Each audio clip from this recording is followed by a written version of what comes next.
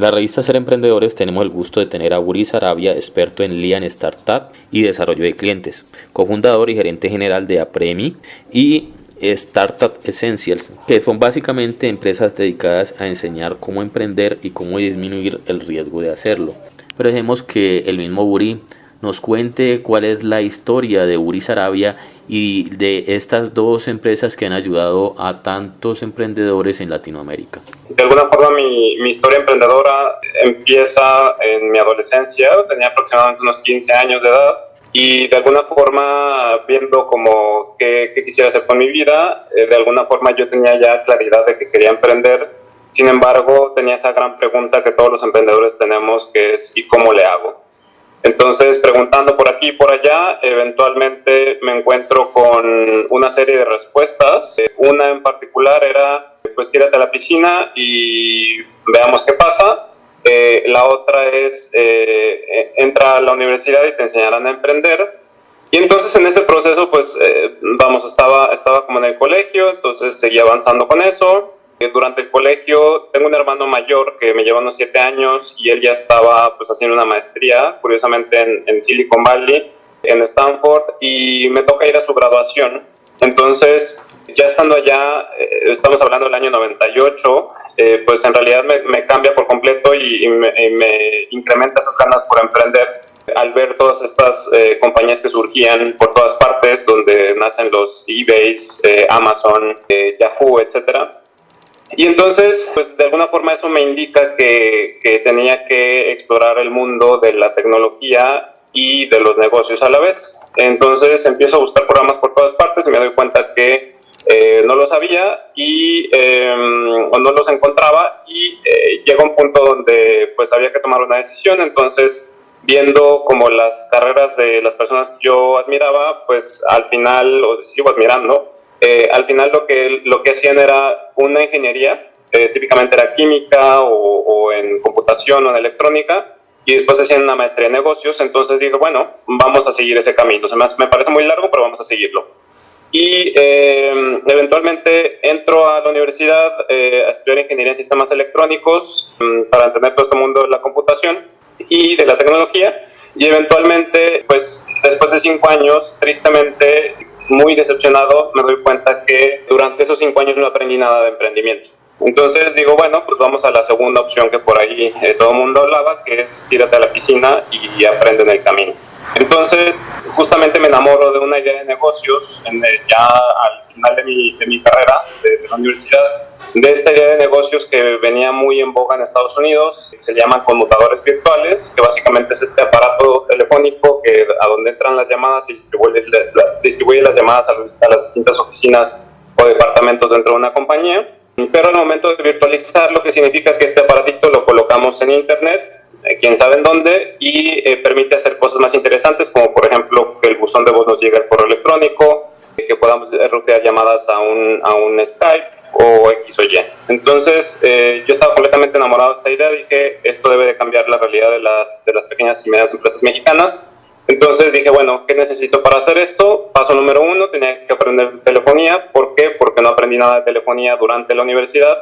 Y curiosamente es donde se me abre la puerta hacia el mundo corporativo. Entro a Hewlett Packard justamente a una posición de telefonía. Entonces mi plan era aprender en mi tiempo libre acerca de cómo construir el negocio mientras iba aprendiendo de telefonía en el trabajo. Y eventualmente con ese trabajo me doy cuenta que había retos tecnológicos. Sin embargo, me topo con un gran reto que no esperaba, que es el de los permisos gubernamentales. Estamos hablando que este proyecto empieza a gestarse por ahí del 2004, entonces me doy cuenta que en aquel entonces el gobierno de la República no autorizaba ese tipo de modelos de negocio y pues tenía que tirar esa idea de negocio a la basura. Entonces muy decepcionado, pero bueno, había que seguir teniendo ese empuje por querer emprender. Empiezo a aprender dentro de Hewlett Packard muchas cosas acerca de informática y telecomunicaciones y eventualmente llegó un punto donde me doy cuenta que pues había una necesidad en empresas familiares acerca de cómo acercarse a la tecnología, cómo resolver problemas de informática, de telecomunicaciones. Y entonces es donde empiezo a entender que podía gestarse una oportunidad alrededor de estos modelos, que nuevamente los tomo de Estados Unidos. Me enamoro de estos modelos donde todo el mundo decía que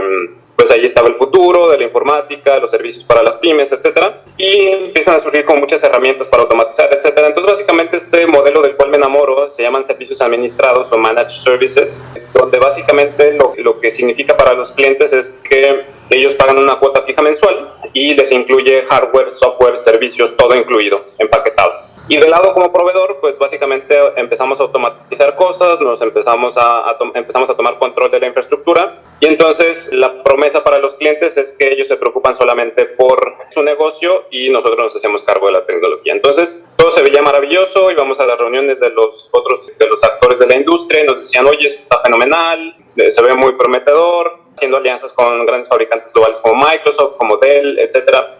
Todo el mundo nos decía, oye, eso está buenísimo. Realmente investigando nos dimos cuenta que solamente éramos 3 a nivel nacional como explorando ese tipo de cosas. Y entonces, pues eso ya empezamos a construir todo y empezamos a ya armar como nuestros flyers, brochures, armar la infraestructura y todo, y empezamos a salir al mercado a vender este tipo de paquetes, y nos dimos cuenta que ciertamente había bastante fricción, es decir, no era tan bien percibido por el cliente. Y ahí es donde empezamos a aprender cosas bien interesantes, en el sentido, no nos dábamos cuenta, pero pues eventualmente llegamos como con toda la tecnología, todas estas promesas, y eventualmente lo primero que nos decían, oye, pero ¿no tienes cámaras de seguridad y alarmas? Y ciertamente todas y cada una de las reuniones que teníamos para vender, pues nos decían eso, pero simplemente no lo escuchábamos. Entonces, en sí, este modelo lo estuvimos operando, este negocio lo estuvimos operando por un poco más de 2 años, y eventualmente ya nos empezamos a dar cuenta que pues todo el mundo nos rechazaba, que no estábamos creciendo,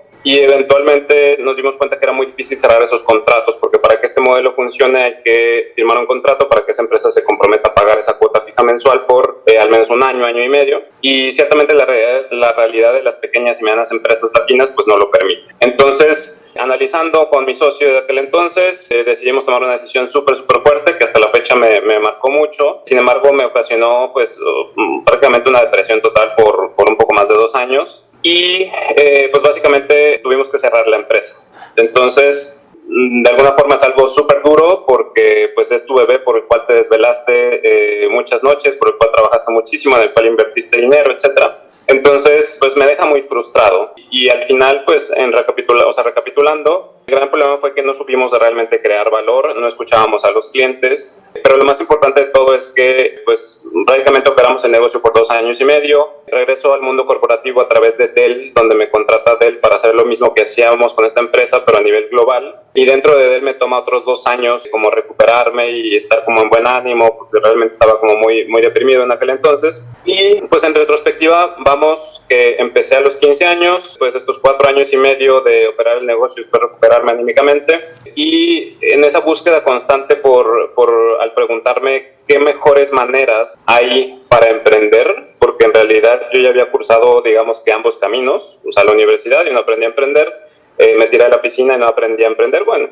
realmente aprendí muchas cosas, pero realmente no aprendí cómo realmente se hacen las cosas, aprendí qué cosas no se deben de hacer, pero no encontré como el camino adecuado. Y entonces, en esa búsqueda obsesiva por decir, debe de haber una mejor manera en todo este proceso, justamente me encuentro estas metodologías como Lean Startup, como desarrollo de clientes, Design Thinking, entre otras cosas, y ciertamente eso ya me hace mucho más sentido, ya tiene mucha más coherencia, sobre todo ya desde mi perspectiva de haber emprendido, haber fracasado. Realmente esto tenía mucho más sentido. Entonces, algo que me doy cuenta que es bien importante es el tema de, número 1, darte cuenta si vale la pena dedicar los próximos años de tu vida a un determinado emprendimiento, y que ya con la práctica nos dimos cuenta que, pues por experiencia propia, las empresas no fracasan por no saber crear productos o servicios. Nosotros creamos un producto o servicio fenomenal, sino que fracasamos por no encontrar clientes que pagaran por ese producto o servicio ya creado. Entonces, por eso es que el desarrollo de clientes hace mucho más sentido, porque primero desarrollamos clientes y después desarrollamos productos o servicios. Entonces, en ese momento yo por mi cuenta empecé como a hacer experimentos, leía los libros y me daba cuenta que había una brecha muy grande hacia la práctica, de que lo lees muy bonito en Silicon Valley, todos los ejemplos maravillosos, pero ya cuando volteas a las calles de Latinoamérica, en realidad te das cuenta que hay que hacer ajustes y adaptaciones, y que necesitamos cerrar esa brecha entre la teoría y la práctica. Entonces, pues nos toma algunos años justamente hacer esa conexión entre teoría y práctica, Y por hobby empezamos como a correr experimentos y compartiéndolos. Correr experimentos y los compartíamos y nos dimos cuenta que había una necesidad muy fuerte en muchas más personas, nada más nosotros estábamos pasando por eso. Y al momento de empezar a hacer como esos talleres un poco simplemente por gusto, por hobby, para ese entonces yo ya a través de TEL ya me había mudado a Santiago de Chile. Y justamente en Santiago de Chile es donde empieza a surgir como esta ola del emprendimiento metodológico, donde nosotros fuimos como los primeros en lanzar este tipo de experiencias a nivel latinoamericano y empezamos a aprender ciertas cosas y empezamos a ver que había como unos paradigmas que había que romper. Uno de ellos es básicamente, típicamente en las experiencias de enseñanza para el emprendimiento, todo parte de ideas de negocio. Y nosotros sabíamos que algo estaba mal ahí, no tenía coherencia con la parte metodológica. Y entonces en el camino, en ese proceso, se acerca el gobierno chileno a platicar con nosotros diciendo, oye, ¿sabes qué? Todo esto que están planteando ustedes, creo que lo debemos de llevar a una región determinada de Chile, donde hemos estado apoyando pues con mucha plata a muchos emprendedores. Y el criterio de evaluación es qué tan buenas o malas son esas ideas de negocio. Entonces, justamente, nosotros entramos ahí para cambiar la manera en que se asignan esos capitales semilla, donde la parte más importante era que cambiáramos la evaluación de una idea de negocio, porque una idea de negocio puede ser buena o mala, exactamente subjetivo, y al mismo tiempo lo más importante que nos hemos dado cuenta es más bien quién va a conducir, quién va a llevar las riendas de ese proyecto. Entonces, se trató mucho más de evaluar al emprendedor más que al proyecto en sí.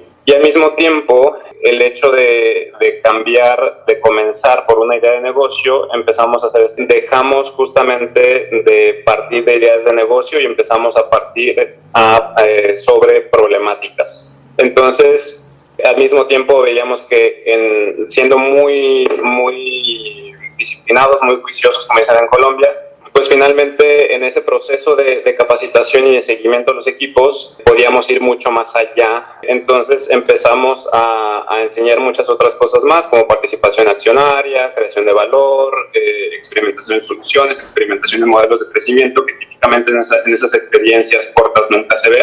Y entonces complementando o conjuntando todos estos factores es donde nace Startup Essentials como tal, donde fuimos redefiniendo metodologías y creando nuestra propia metodología, en el sentido que, por ejemplo, Lean Startup promete iniciar a partir de ideas de negocio, Design Thinking promete iniciar a partir de problemas como tal, y con muchos bootcamps que continuamos haciendo nos dimos cuenta que es mucho más poderoso y mucho más efectivo comenzar a partir de clientes.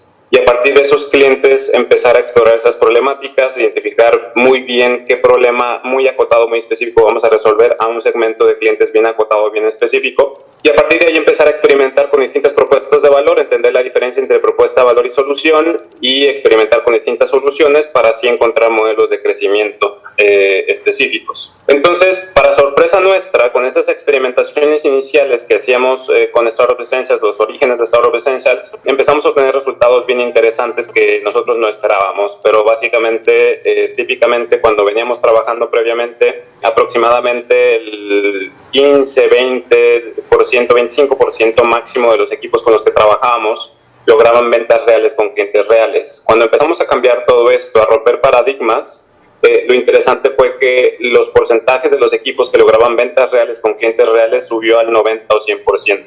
Y de esos equipos con los que trabajábamos, no solamente lograban ventas 1 a 1, sino que la mitad de los equipos, en ese poco tiempo, estamos hablando de experiencias de solamente 3, 4 días máximo, todos empezando desde cero, nadie llegaba con algo pretrabajado. Y aproximadamente la mitad de esos equipos lograban un modelo de crecimiento, es decir, sabían cómo ir por los próximos 100 clientes o 10 o 100 clientes.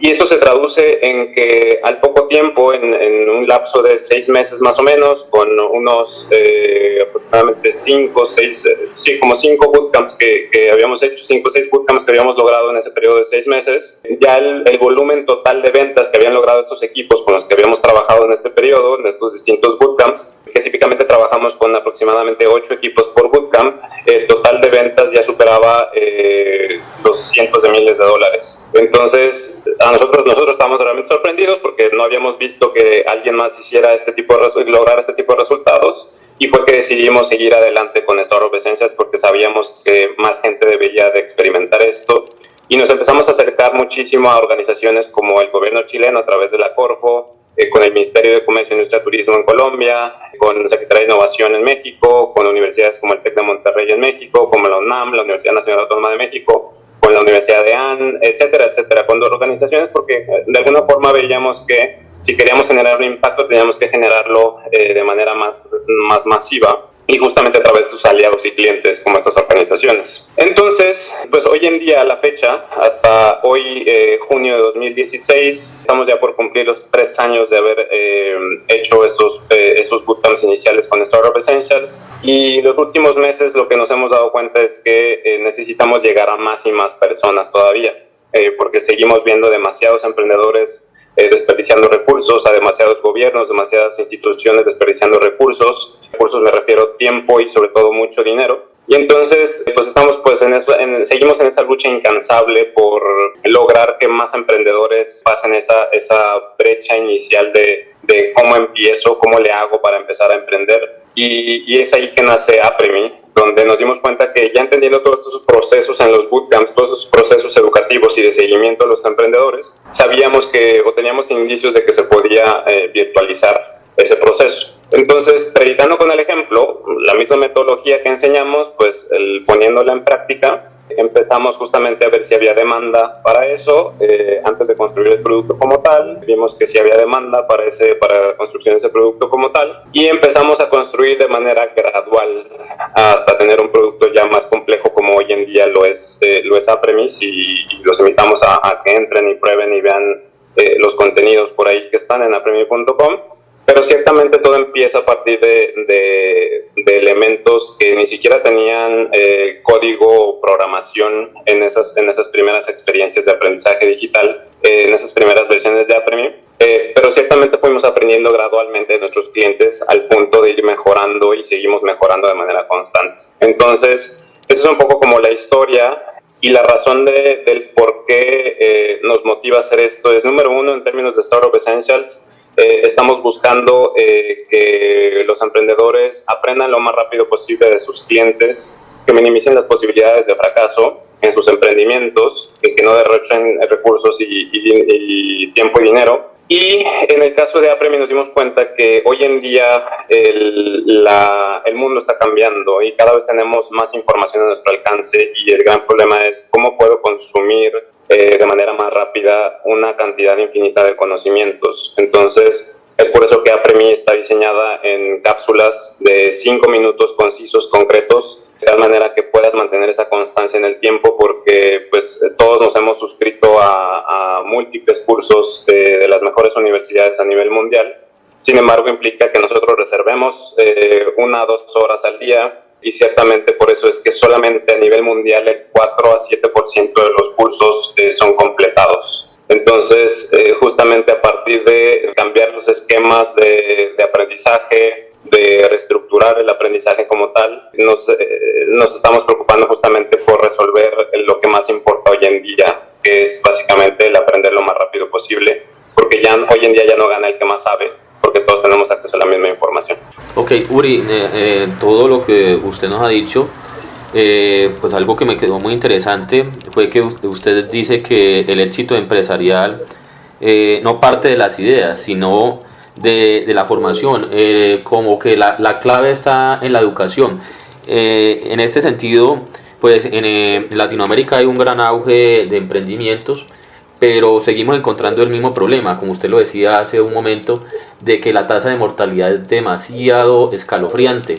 O sea, y eso realmente atemoriza a mucha gente. Si usted consulta las cifras de las personas que quieren emprender, es altísima. Usted le pregunta a los empleados, están en un 70% de personas que quieren emprender.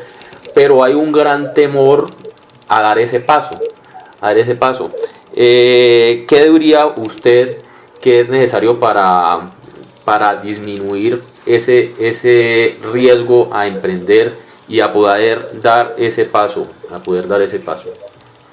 Sí, de hecho es parte de lo que nos hemos ido dando cuenta, y justamente son esos cambios de paradigma que tenemos que llevar a cabo, o que tenemos que romper en México, en Latinoamérica o en Colombia y todas partes de Latinoamérica. Y de hecho creo que aplica a cualquier país en vías de desarrollo. Sin embargo, a nosotros nos fascina Latinoamérica y por eso estamos enfocados en la región.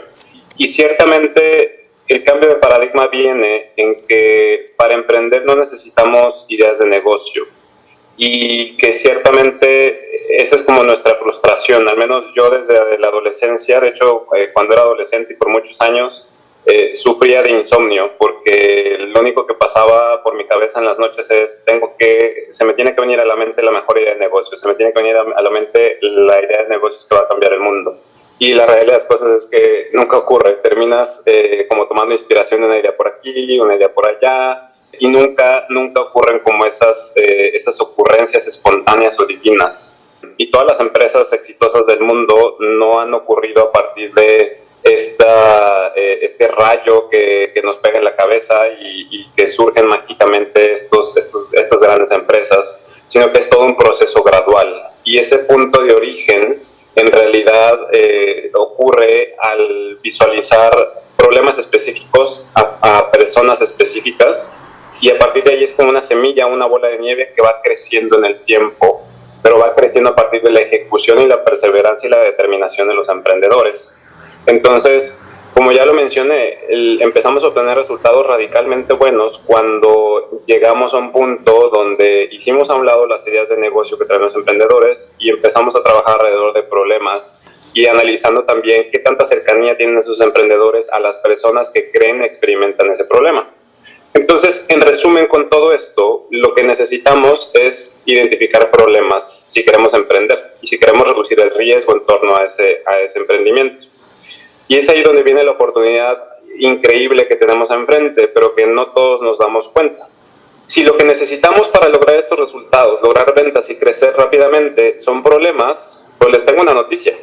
Guadalajara, donde estoy yo, está lleno de problemas. Tuluá, donde estás tú allá, está lleno de problemas, y así están todos nuestros países y todas nuestras ciudades. Entonces, ¿qué es lo que necesitamos? Es simplemente ponernos a resolver esos problemas, pero pues de manera ordenada, de manera sistemática, y que ciertamente entendamos que el gran secreto de todo esto es simplemente cometer errores de manera constante, pero de manera controlada. A diferencia de lo que típicamente hacemos, donde vamos, construimos, invertimos todo nuestro patrimonio, todo el patrimonio de la familia, capital gubernamental, construimos algo, lo sacamos al mercado, y por no haber escuchado antes, no haber desarrollado clientes antes, entonces todo se viene abajo. Y entonces ponemos en riesgo patrimonio, tiempo, etcétera, etcétera, como a mí me pasó en muchas ocasiones, y como a muchos otros les ha pasado en esas ocasiones. Entonces, ¿qué es lo que tenemos que hacer? Es primero empezamos por los clientes, identifiquemos qué problema tienen, escuchémoslos, entendámoslo, experimentemos, y solo hasta que tengamos certidumbre y certeza, es decir, hasta que bajamos el riesgo, entonces empezamos a construir productos y servicios. Uri, pues usted ya me contestó la última pregunta. Yo le iba a decir ¿qué piensa usted sobre las oportunidades que existen en los países de desarrollo? Pues usted me lo acabó ya de decir, que realmente esa es una ventaja que tenemos, por ejemplo, frente a los países industrializados, es que aquí está todo por hacer. Mucha gente se queja de que no hay oportunidades. Una de las quejas muy reiterativas en los emprendedores es la parte de la financiación. ¿Qué diría usted en esta parte, la parte ya de conseguir los recursos? De hecho, es muy similar y es parte, tú lo acabas de decir, veo que tenemos una ventaja gigantesca en comparación a los países desarrollados, porque justamente está todo por hacer, hay demasiados problemas por resolver, hay más problemas que los que un país desarrollado tiene, entonces tenemos, en pocas palabras, mayores oportunidades. Ciertamente no es fácil, y ciertamente ahí es donde tenemos que cambiar esa mentalidad de que, ok, vamos a emprender porque quiero ser mi propio jefe, vamos a emprender porque quiero flexibilidad de horario, vamos a emprender porque quiero hacerme rico de la noche a la mañana, y la verdad de las cosas es que el emprendimiento no te da eso. Si queremos hacernos ricos de la noche a la mañana, pues sabemos que hay cosas ilícitas en nuestros países, y pues no queremos dedicarnos a eso porque esos generan muchos más problemas de lo que mejora la calidad de vida. Si queremos flexibilidad de horario, en realidad yo ya viví el mundo corporativo y el horario de un mundo corporativo es mucho más flexible. Si queremos ser nuestros propios jefes, en la realidad de las cosas es que el emprender, pues al final, cuando estás emprendiendo, te vas a preocupar mucho más por cubrir la nómina de tu equipo de trabajo, te vas a preocupar mucho más por pues, tu equipo de trabajo, tus empleados. Entonces, tu equipo de trabajo y tus clientes se van a convertir en tus jefes. Entonces, eso de ser tu propio jefe no lo vas a encontrar realmente en el emprendimiento. Sobre todo cuando empiezas desde cero y quieres agregar valor, crear valor, resolver problemas y mejorar la calidad de vida. Y justamente es donde se pone bien interesante, porque típicamente el gran mal del emprendedor es que creemos que necesitamos primero capital para comenzar a emprender, cuando en realidad no existe el capital suficiente. Así todos los gobiernos pusieran el 100% de sus recursos asignándolos a todos los emprendedores, no hay la plata suficiente.